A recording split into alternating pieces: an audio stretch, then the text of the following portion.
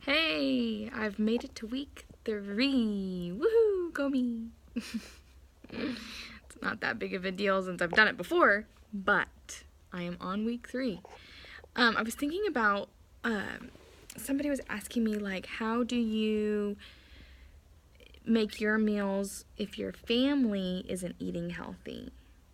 And I thought I would give you guys some tips on ways that you can still make a meal but modify it however your family needs. For example, there have been times where I have made spaghetti squash and I make my tomato sauce and meat sauce, and I put mine on spaghetti squash, but Steven has told me multiple times that he is not going to eat spaghetti squash, so I bought him just regular noodles so he could have pasta. Whoa, that wasn't supposed to happen, sorry, but at least you can still see me.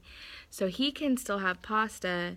I have the spaghetti squash, and I can go ahead and sprinkle some Parmesan cheese on him and my son's dinner. Or there's been times where like if we go out, like if I haven't had time to cook, which happens a lot, I'm not gonna lie, I wish I was Superwoman, but I'm not, and I'm busy, and especially this time of the year, being a music teacher, I am not home a lot, or I get home really late. So, for example, we can go to Rosa's, and we can order the family fajita. Well, I just take the chicken and the veggies and the guacamole, and I just mix it all up. Maybe put some plantain chips in there, and then they can have the rest of it. So there's always ways to modify whatever you have. I've just gotten really good at knowing the right restaurants to go to where I can find something, knowing meals that either they're really good, like Steven loves the plantain nachos that I make, and I don't even put cheese on that. But if we're having baked potatoes, I put my, veggies and my butter on there, but I put different kinds of meat and cheese on there for Branson and Steven. And so just figuring out meals that can go either way, and it's almost like a fix yourself kind of meal, where you can add what you want to it. Those are really good. The potatoes and the pasta and salad, like they can put cheese on their salad and I won't. So yeah, I don't buy a lot of it, but I still buy foods that I can't have.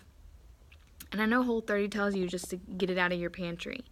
But if I can't say no to it in the pantry, am I going to be able to say no to it at a restaurant? And so, and I think that's I think when I finally came to that place of knowing that I don't need somebody to eat like this with me in order to be successful, that I can still have a good time with my family. It doesn't matter what I'm eating as long as I'm eating with my family and we're enjoying each other's company.